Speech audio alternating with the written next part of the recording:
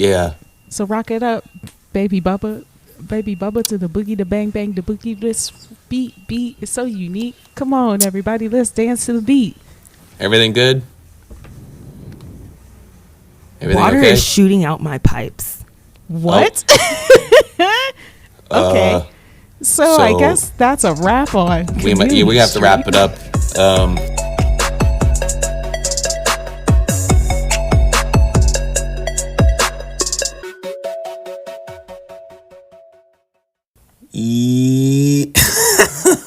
Yo, why is it awkward this time?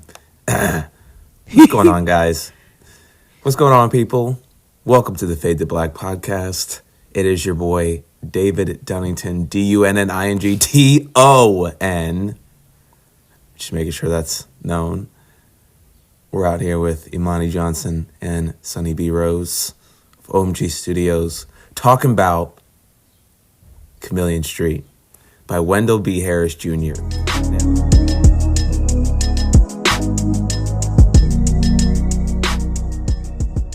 Some people call me Mr. Wonderful. Other people call me William Douglas Street Jr. Your credentials are just too amazing to believe. Shut the fuck up. Shut the fuck up. Shut the fuck up. Shut the fuck up. I see, these are all the things you could have said if you weren't so unbelievably coarse and crude and countrified. 400 years of conditioning. Shut up. The man has programmed my conditioning. Even my conditioning has been conditioned. I mean, I could sit here and make you think you're a genius for correctly analyzing this complex, exotic, notorious Negro.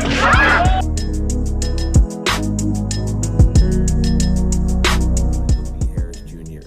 Now, before we go into this, I just want to say, we do some hard shout outs, especially after we talk about a film.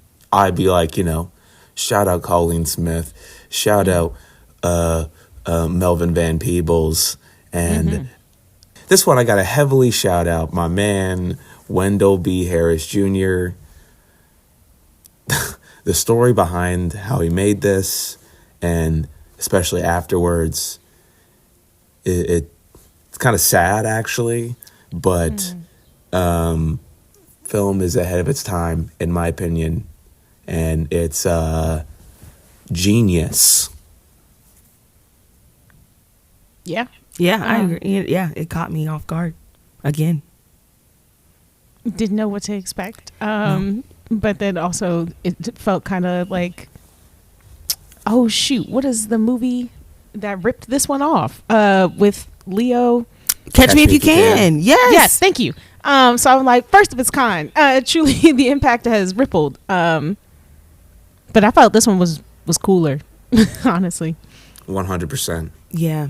Because I think Catch Me If You Can isn't really meant to be funny like that. It's not necessarily a comedy. And this is a comedy.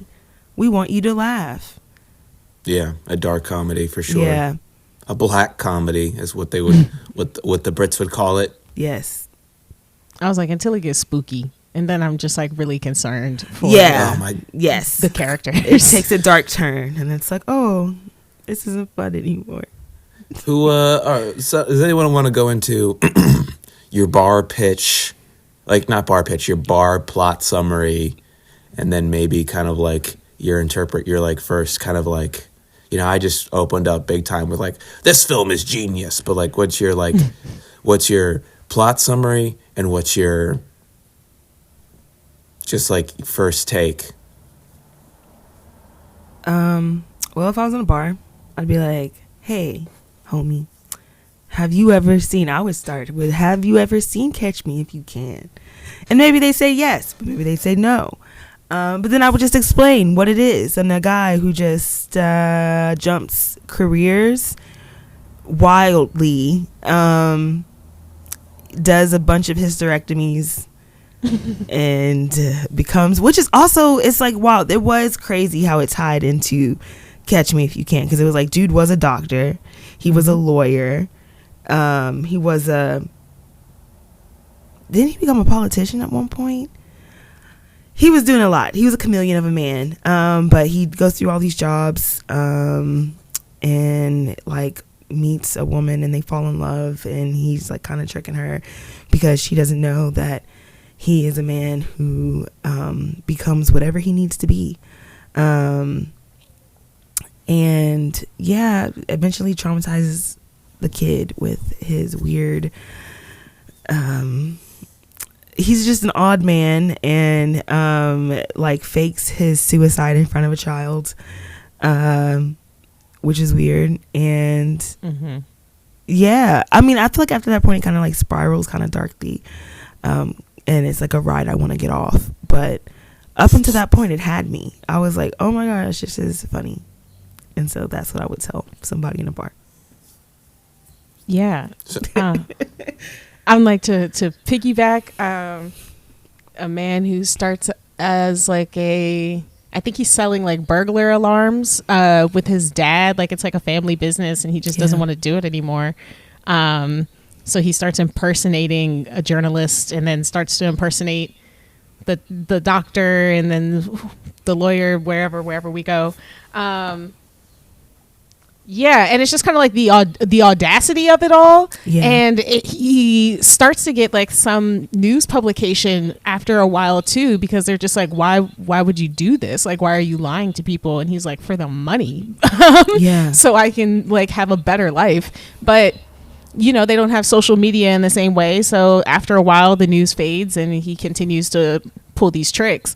And yeah, it just seems like even this woman that he's like in a relationship with is also just like all about the money from his perspective. So she's like, I don't necessarily care where it's coming from as long as you keep bringing it home.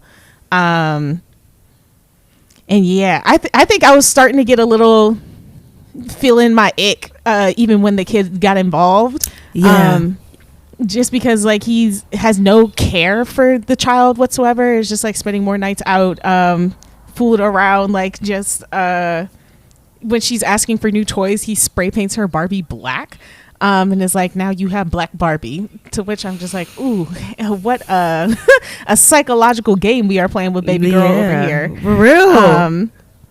Yeah, so to get to that false suicide, which I truly thought was real. Yes.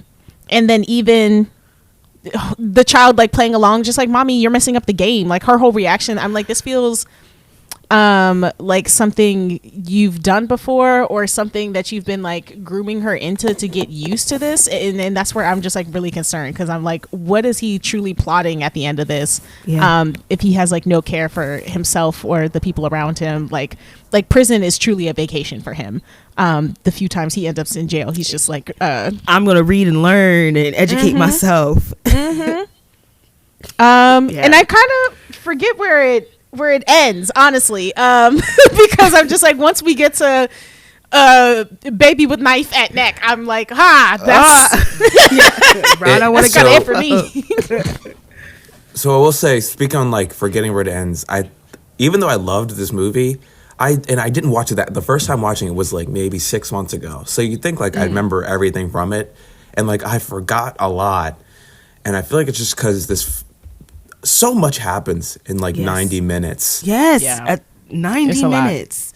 It's a tight 90, and like you said, like he goes like he's on television, he's in prison. He's on television because he threatened Willie Horton of the Detroit Tigers, saying that he like was gonna like release images of him like having sex with other women, and like he becomes a doctor. We should also mention that this guy was real, like the guy in Catch Me If You Can. Yes. Yes. William Douglas Street, the man, is still in prison. He got locked up. That's wild. He got locked up again in 2016 for doing the same thing. Just scamming. And he's still locked up. And wow. Frank Abagnale went to go work for the IRS. They took him out of prison to work for them. That's damn. Mm-hmm. Look at that. White man versus black man. See? I was like, what's the difference? Right. I was like, what did they catch him doing this time? Because he also pretended to be a doctor. He also pretended to be a lawyer. This motherfucker actually did like over 30 successful hysterectomies. That's wild. That scene was so stressful. It is stressful as fuck. I'm like, but the key word is successful, though. I'm like, that's Successful. what gets me. I'm just like, how did you just walk in and like Do a perform that hysterectomy. many successful hysterectomies that people are watching you like you are the protege. Yeah, I'm just confused. How where did he even get this practice? How do you really just learn that from a book and it just works out? Yeah. Also funny, like pre like phone era stuff, like instead of like having his phone to search stuff quickly when he like doesn't know a medical thing, he has like a big giant fucking medical textbook that's just like shoved down his pants that he pulls out and reads in the bathroom. Because they're like, oh, we gotta do an EKG on this woman. He's like, EKG, yes.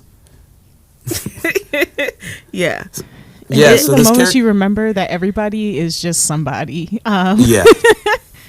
You don't know like who your doctors are. You don't know who your lawyers are. These are just people who just like said, I want to do this. And that's what they did.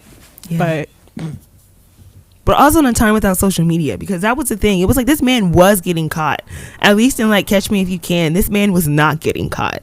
But it was like he was going to jail. He was getting arrested. Like he was being exposed for what he was doing. And yeah, because social media did not exist, it was like, yeah, if you didn't see it on the news that day or you didn't read it in the paper, you moving on to the next thing. Like this man is allowed to restart and start his life over.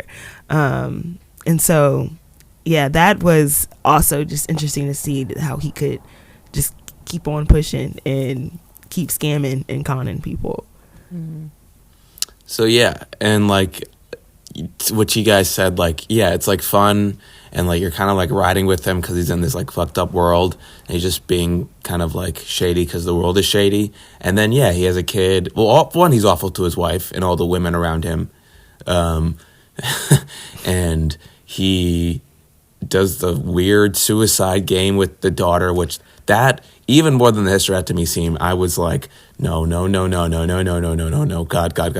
please, like stress me out. And I think that it's really supposed to make you go like, oh, like it's supposed to really be like, oh, we're not on it. Like, we're not supposed to be on his side at that point. We're supposed to be like, no, he's yucky. He is a yucky man. Even, I mean, you might even think he's a yucky. You might rightfully think he's a yucky man after the hysterectomies, but like you're kind of like, what the hell is this bizarre shit? And then once he does the weird game with the kid, you're like, oh, you're just fucking sick. You're just a fucking sicko. And Sonny, how it ends is the police come at it. I think when he's like a human rights lawyer, the police come to his office and to arrest him. And, you know, they're like, do you want us to contact anyone? And he's like, could you contact my wife? He's like, oh, we were in contact with your wife. And she's the one who snitched on him. Right. And then it has like the jump cut to her face where she's like, I love you, Doug. I love you, Doug. And then she like makes a fucking weird Joker face for half a second and her like eyes roll back. And I'm just mentioning that also to be like, this film is so like the editing and the jump cuts, the repetitive cuts, the shots, the, you know, making stuff look on TV. Like this film is doing a lot. It's very ambitious.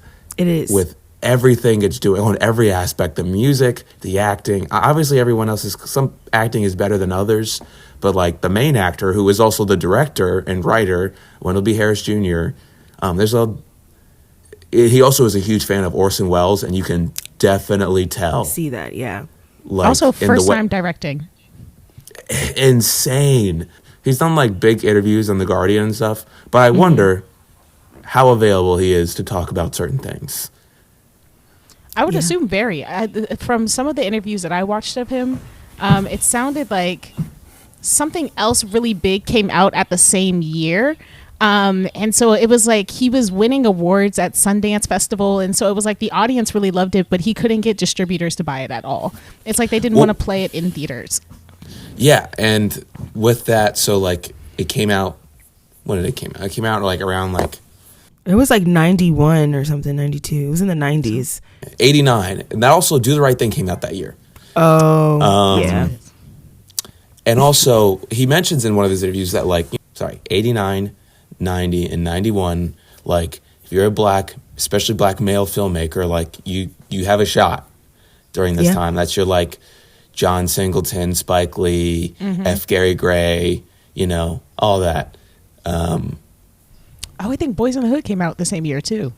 Yeah, that's what I'm saying. Like, that was like a good time for, you know, but I feel like they're telling a different type of story. Like, maybe like it was really cool to sell the hood or something more so. Because this character is so different from all those guys. Yes. Like, at least the way he plays him. I don't know what William Douglas Street is like in real. I mean, I assume if he was able to pretend to be a doctor and a human rights lawyer, he's suave, at least like the Wendell B. Harris Jr. is. Also, their names are way too similar that it throws me off. William Douglas Street Jr. and Wendell B. Harris Jr. Yeah. But yeah, sorry, what else am I thinking? I'm just going more off of Wendell B. Harris. So yeah, so he wins he spends like 4 years getting money from like family members and all this other stuff after going to Juilliard. Like, this is a Juilliard boy. Spends 4 years like funding this film after like learning about this serial like a con man who was black, and he like interviewed him in prison a lot. And raised like $1 million from investors and stuff. Made this movie. It won the grand prize at Sundance. Warner Brothers bought so it wouldn't be picked up, and then Warner Brothers or Time Warner or whatever. Warner Brothers Pictures brought the remake rights. And the remake rights were pitched around to like different actors. So at first, like Will Smith was gonna kind of approach it. And it was going to be like, it was just going to be remade because it lived in the art house world. And now art house films can kind of live because of A24. They can have a crossover more. Yeah. And they can be more mainstream, in today's, you know, whatever. But, that means it just essentially means no money. It's a cult classic, but it's no money. And, so it's going to be remade. And then Wesley Snipes was going to take it, and he was trying to make it more of Wendell B. Harris describes it as like a car chase, like more of like action and serious, like yeah, it's like Wesley you probably Snipes. see Spike Lee running from people. Yeah. And then Sinbad, during the heyday of Sinbad, was going to have it, and he was going to make it a full goofy comedy. And then Arsenio Hall was going to star in it, and he was going to, you know, produce or whatever, and that was going to be a mix of both. Like, it was going to be serious and like a serious action and funny, maybe kind of like a Beverly Hills Cop sort of thing, or a Lethal Weapon. You know what I mean? So it's interesting what this movie could have became, but like what it actually truly is, and it's wild. Also, so it's not just, sorry, I'm yapping, but I'm just going off from what I've read. It's not just that, like, okay, he made some cool film and then he just never made a cool film again. And like, some people would be like, yeah, I was blacklisted from Hollywood. And you're just like, well, maybe you just like weren't fun to be around. I mean, maybe he's like that. I don't know. But, you know, maybe you just like didn't have, your film wasn't that good. This film is awesome. Yeah, it is. Ahead of its time. I feel like people would definitely be talking about it if it was in mainstream cinemas. Like, it may not be loved at the beginning. It might be like The Thing, where people are really disturbed, and then at the end, everybody's like, "That's my favorite fucking movie ever." Yeah, I will say I also read about like they were really criticizing this movie, like it was poorly edited, poorly acted, like the story is not clear, like some of the reviews for this movie are absolutely horrible. Like, they are dragging this movie through the dirt, and so to then watch the movie, it's like, oh, it sounds like y'all are just hating. Y'all just don't understand it. I mean, it seems like when someone's doing something groundbreaking, everybody hates it first, and like, Citizen Kane was booed at the awards. Like, people hated that movie when it first came out because it was changing cinema, and it's like, it is kind of funny that he is like Orson Welles-esque, but you know, you can't. There's no black Orson Welles, and you can't live the Orson Welles life as a black director in the 20th century, especially. Yeah.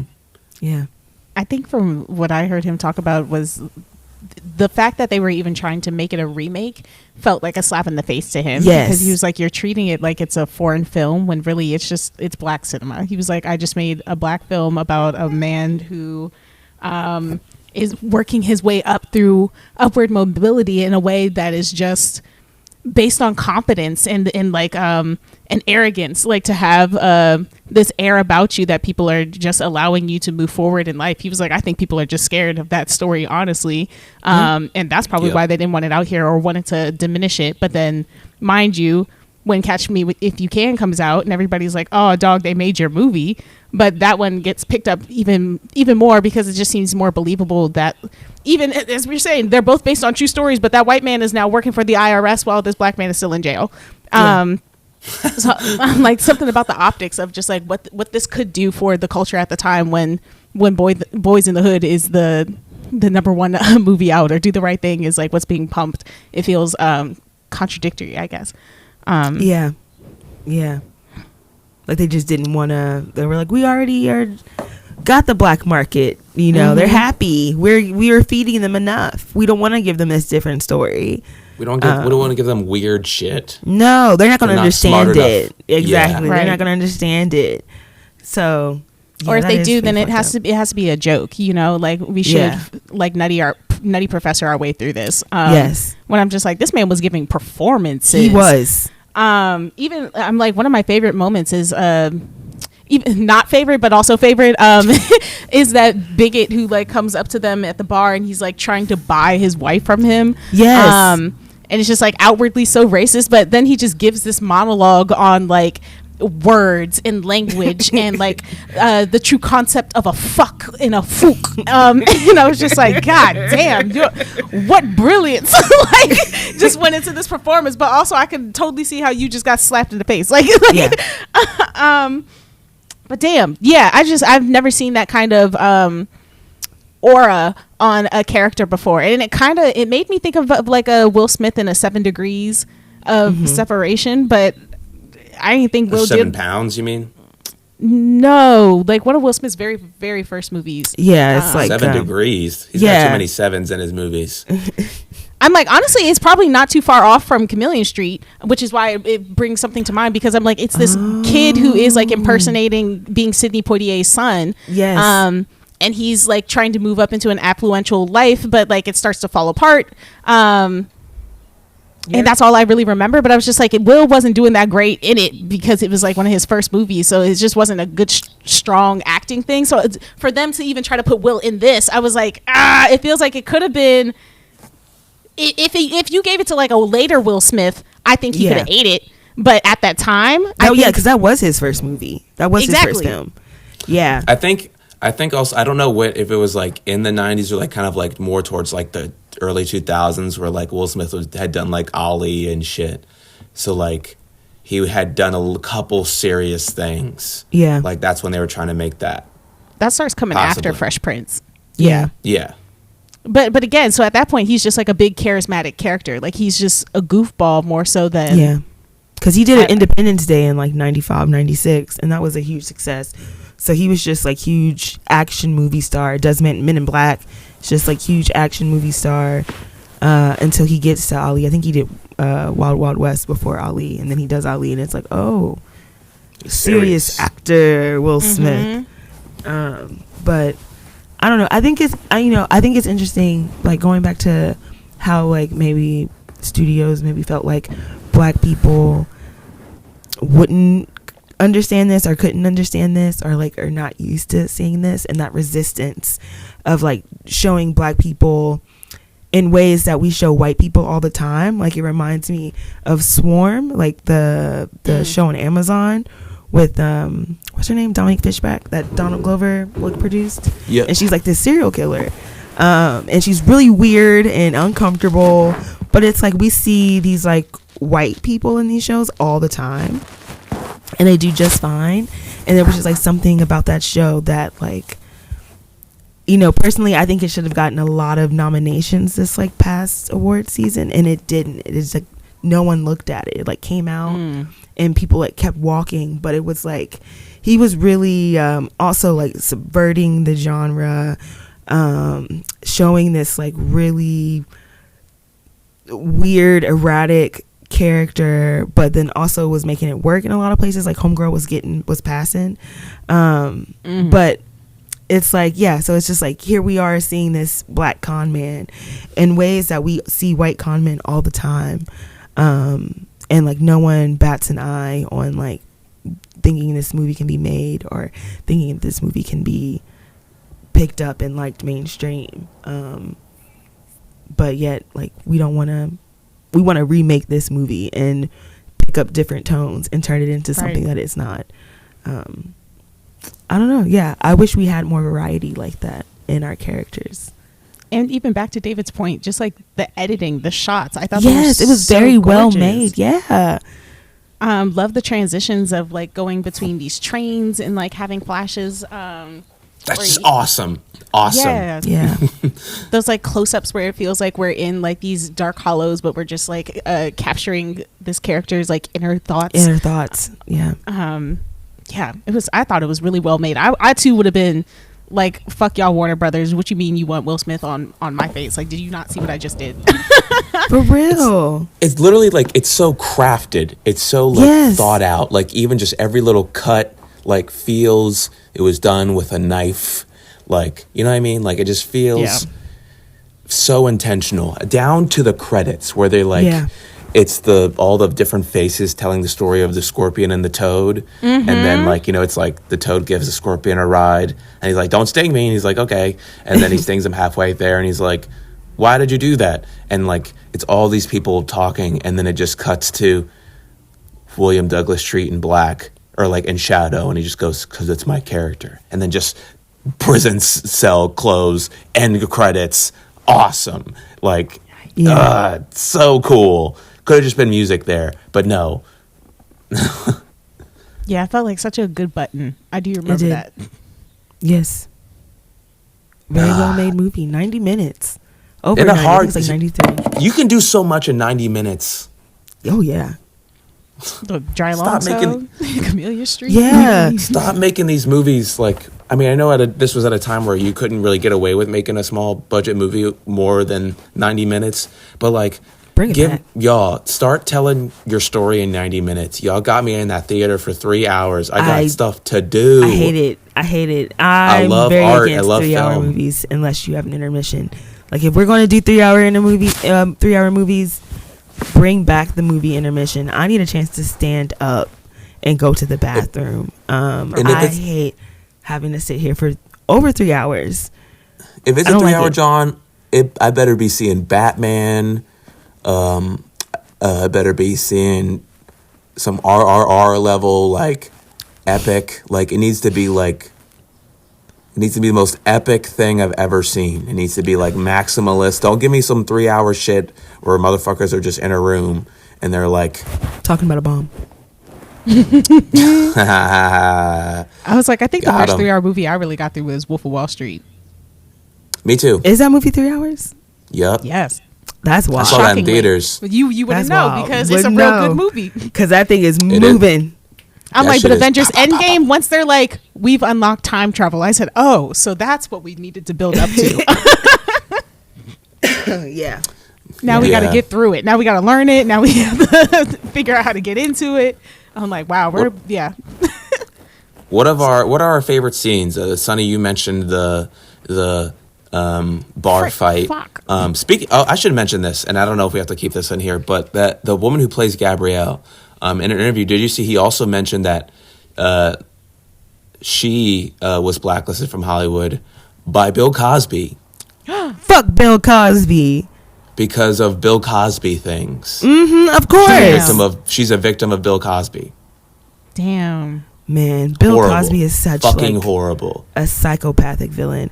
It's wild. Like, Showtime has that documentary, like, you know, we need to talk about Cosby. And that shit is wild. Even just the way they present it. It's just presented very well. And I think, like, people who are conflicted about Bill Cosby should really check it out because it does a good job of, like, sure, like we can talk about the good things, and they run through all the good things that he did and all the barriers he was breaking, and they're giving you all the dates. 1968 he did this, 1974 he did this, 1982 he did this, and then you get to the end and it's like, all right, let's take it back. So in 1968 when he did this, he also did this horrible thing, and then he did this, and they go and they fill it all in, so you can see like, oh yeah, like he's like breaking all these barriers and doing all these good things, but like in all of it, he is being a disgusting human. And so like one of the worst ever. Yeah, like it's just like all right. Especially to know like how much impact he's had on so many other people's careers. Yeah. No, and like he's just exactly. He's his own. He's like Weinstein level. Like yeah. Anyway. Favorite scenes, friends. I'll say not my favorite scene, but the whole masquerade ball and his crazy beast makeup, insane. That makeup was also awesome. It was. I think my favorite scene. I the hysterectomy scene because it's so scary. The hysterectomy scene because I was biting my nails. And him describing like the doctor looking at him like I was, and just the beep, beep. Everybody in the beep. OR with him just like looking like. It took me back to like Drake and Josh because remember the whole surgery scene in Drake and Josh, but like that scene, and honestly maybe the end, like that scene I described where he gets arrested and we see his wife like, I love you, Doug, and just like that jump cut and like her the eye roll thing, like that's just something I'm just like every little bit of that was thought out, even if they like played through a couple of takes or different things, like so well crafted. Damn it. Yeah. I was also going to give shout outs to the masquerade ball, just because he talked about how much he loved that story, and I was wondering where it was going to come back in, and to see like him disguised as Beast in a way that like Gabrielle wasn't going to recognize him, but then having her like come on stage technically as Amina, and I'm just like, damn, you've like created a mask for the both of you now. Yes. But she plays right along with it every time. And I don't know, maybe I just want to shout out to Gabrielle in general, because I'm just like, homegirl she's aware of what's happening enough, but is also like has her own out plan. Like I'm just thinking back to the scene where she's like, if that's the cops, I'm gonna have to tell him the truth. And he's like, what's the truth? And she's like, I'm just saying. Yeah. No, so at the end of the day, she's like, I know this dude's wild, but I'm kind of with it. He's making money. Yeah. That's all. That's God. Imani, you said you liked the hysterectomy scene? Yeah, I was like the hysterectomy scene, and that was like the bar scene that Sonny talked about earlier, when dude tries to buy homegirl just out of the blue, like the audacity to just be like, let me open my wallet, how much, is insane. Like it's not the 90s or 89, but like yeah, it was wild. And it was like you weren't even solicited. Like we were minding our business like that. We were sitting here minding our business. Well, the movie was cool. I liked it. It was cool. What time is it? Last question.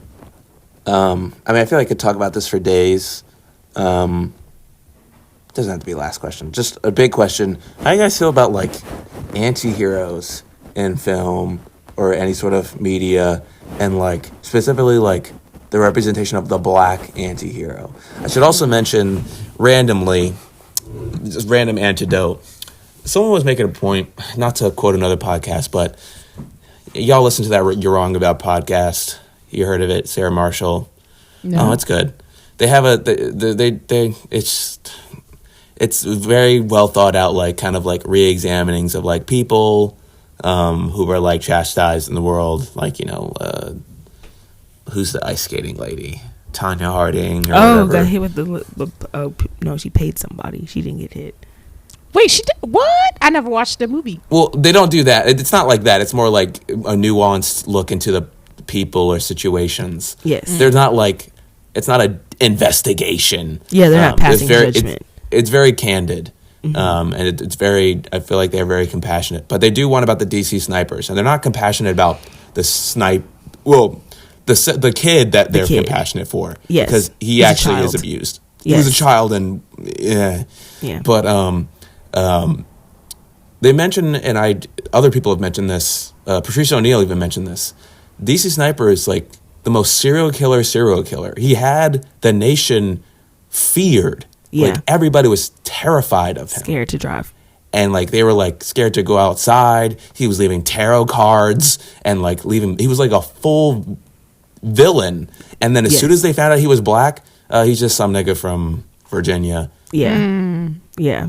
Like he was not like all these other serial killers are like, not that we should do this to anybody, but a lot of these like white criminals are like, we make them anti-heroes in media and film. Oh, and like we like mysticize them, or you know, we make them larger than life when a lot of them are actually stupid. Like Jeffrey Dahmer was kind of a Ted Bundy, Jeffrey Dahmer. They were like, well, Ted Bundy was like kind of smart, but he was average smart. Yeah, but he was just as smart as every kind of like college white guy. Every college white guy, and he wasn't that charismatic. Like people are like, no, he was weird. He didn't have a lot of friends. Like he was smart for a serial killer, because most serial killers are not that smart. Jeffrey Dahmer was. This is a dated phrase, and probably will be ableist in retrospect, but that motherfucker was dumb. And like, I mean, what's his name? The DC sniper, John Allen Muhammad. Yeah, I think his name. He did some dumb stuff too, but he was really smart. He never learned how to read, but was able to like get jobs and stuff, because you have to be able to like play people. Not saying there should be a film about him, because there is one that's bad, and not saying that he's interested. Like, I'm just like, there are so many examples of like, I don't know, like black people being the mystified super genius that they portray these white people as.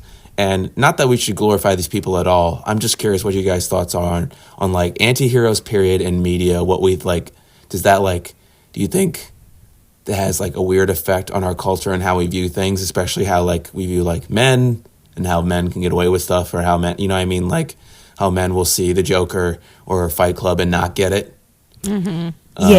Thoughts on anti-heroes, like I just said. Imani, why don't you go first? Yeah. I don't mind like anti-hero stories. Like I understand that, like, I don't know, I don't necessarily put things in like good and bad boxes. And so yeah, like an anti-hero story, I don't mind. However, I do I am apprehensive when we start to adapt like true stories, like real people, because it does like mythicize them, and it does, you know, it when you're telling a story, you're manipulating the story, you're manipulating the character and like what you want your audience to feel about them and what people should think. And so when you take a real person who has done real horrible things and you try to make that a TV show or try to make that a film, you are not showing that person in like the fullness of who they are, because you can't, like, I think you just simply can't, because you're trying to tell a story. But it's like, I don't mind, and again, I don't mind an anti-hero story, but I'm apprehensive when it is a real person, because I think it can get dangerous. And then also I think people start to get desensitized, and start to see it as entertainment, and that's dangerous. But you know, it's like, I love The Wire. I think The Wire is great. I'm currently watching The Sopranos. Tony Soprano's a horrible person, but we love Tony. But Tony is horrible. But Tony Soprano's not a real person, and I think like if he were a real person, they were like, this is based off the real life of Tony Soprano, I would feel a little differently about it. And then same thing like with The Wire, even though like The Wire is like it's Baltimore, and like these things do happen in Baltimore, it's like if it were based off like actual real people and they're like, no, this is real, yeah, I think it would shift it a little bit for me. But because these are like stories inspired by real things, a true story, I'm like, okay, I'll take it a little bit more. Two things before you go, Sonny. One, I will say that like some of the victims of William Douglas Street's crimes did not like that the movie was being made, obviously. And two, is just thinking about the idea of like, the glorification and I cannot talk. Desensitive. Someone else say it. Being desensitized to shit. Mm-hmm. I cannot say it. I don't know what's going on. It's a lot of syllables. But Wolf of Wall Street, we were talking about earlier, like that man is a full-on criminal. Yes. And he is still very famous and does crypto scams. Yeah. And everybody, rappers and all them niggas love him. So, and frat boys love him. Anyway, go ahead, Sonny. I was going to say that I also really like an anti-hero story because I really like characters and like people's stories, and I'm very curious of like where your morals and your choices lie, and like what that tells us about like the human psyche and like what choices people are making and why.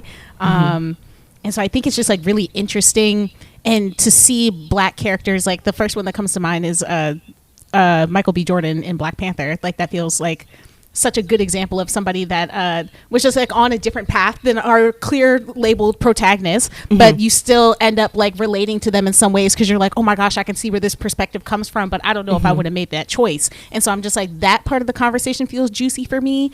But again, I also think there's like a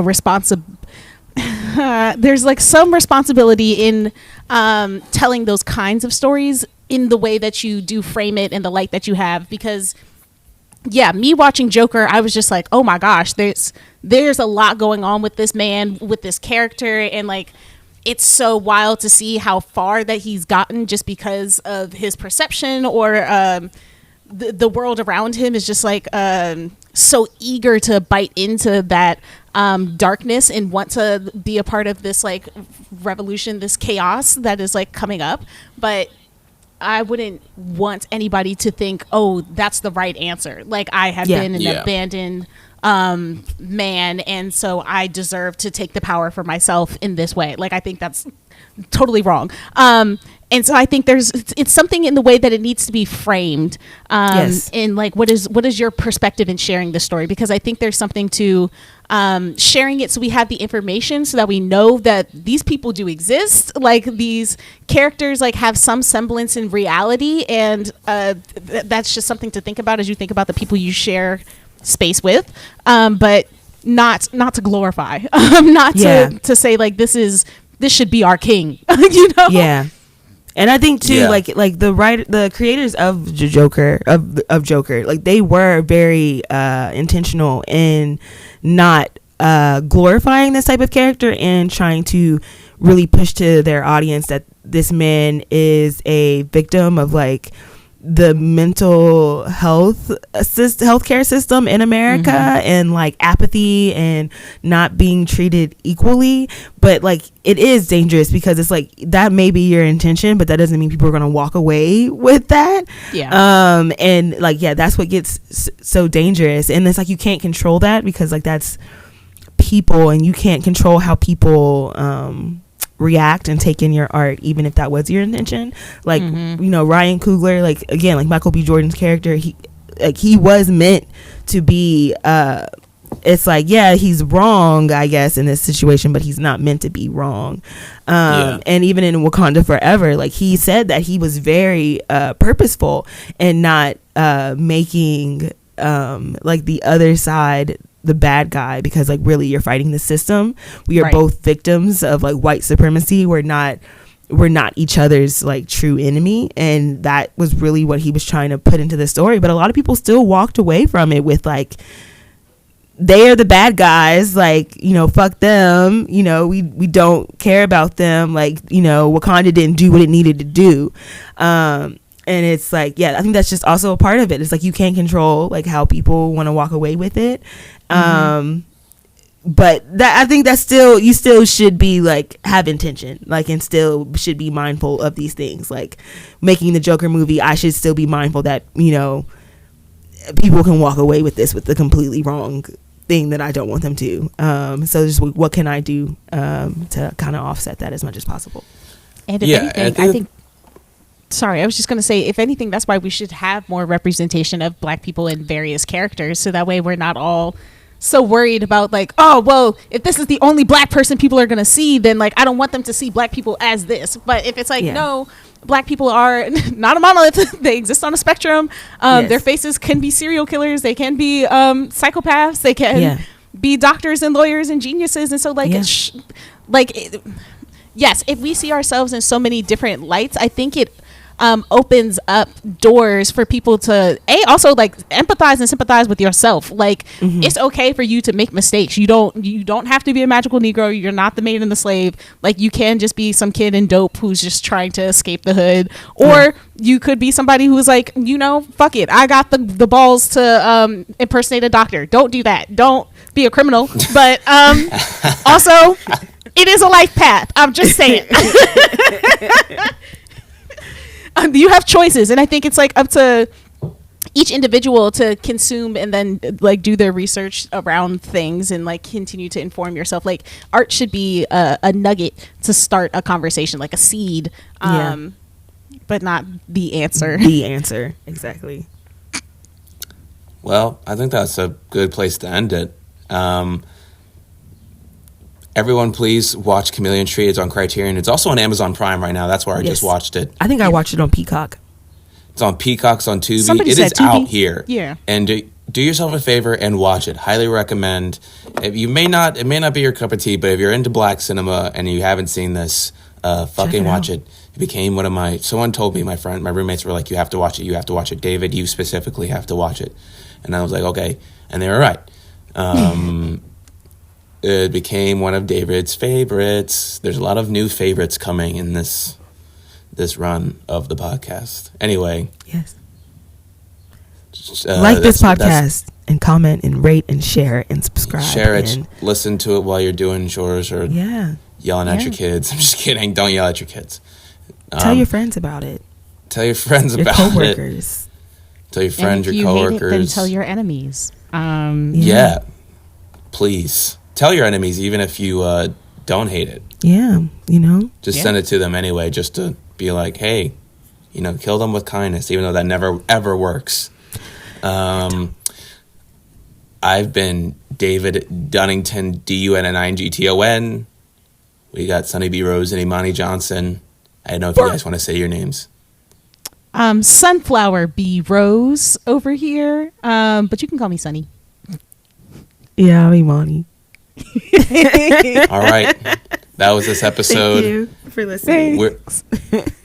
Love y'all. Good night or good morning. Good afternoon. Good afternoon. Chameleon Street. Watch Chameleon Street. Shout out Wendell B. Harris Jr. Yes, for real. Support Black cinema. Support Black cinema. You know, and make all Black cinema. All Black cinema. That's that. We want that gay Black shit. We want that country Black shit. We want that disabled Black shit. We want that Canadian Black shit. Maybe. I don't know. Drake. Some of them niggas be pissing me off. Even though his diss, I wanted to hate his diss to Kendrick. It was good.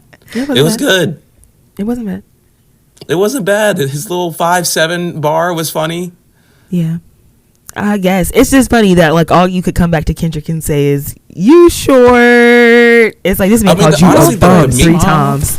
The true diss was like him saying that your label steals 50% of your profit. That was kind of like drop and give me 50. That was kind of hard. I'm not gonna lie. That was. But see, this is what happened. He did a good diss to Pusha T, and then Pusha T said,